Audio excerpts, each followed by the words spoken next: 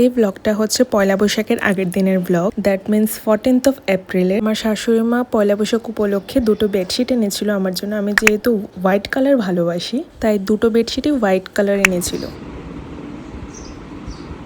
এমনিতে তো সবকিছু পরিষ্কার করা হয়েছিল পয়লা বৈশাখ উপলক্ষে, তো এর মধ্যেও পয়লা বৈশাখের আগের দিন ক্লিন আপ করে নিচ্ছিলাম।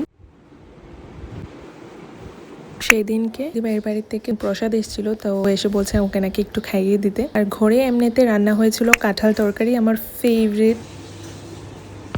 আর সেদিনকের মেনুতে ছিল তিত করলা ভাজি, এরপর পনির দিয়ে ফুলকপি দিয়ে, এটাও আমার ফেভারিট। পনির তো আমার এমনিতেই ফেভারিট। আর তো দেখিয়েছি প্রথমে কাঁঠাল। 6:30 বাজে, তো আমি একটা স্মার্ট জোন অ্যাপয়েন্টমেন্ট নিয়েছিলাম, কালকে তো পয়লা বৈশাখ, তাই ভাবছি একটু সেলফ কেয়ার করে আসি।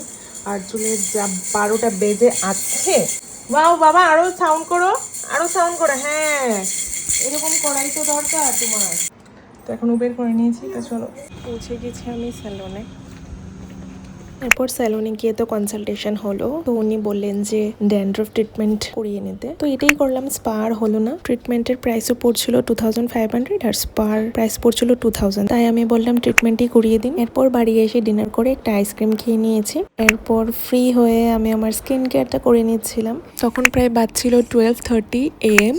ভাবলাম এমনিতে তো করা হয় না, টাইম পাই না, ভাবলাম পরের দিনটা একটা ভালো দিন রয়েছে, করেই নেই।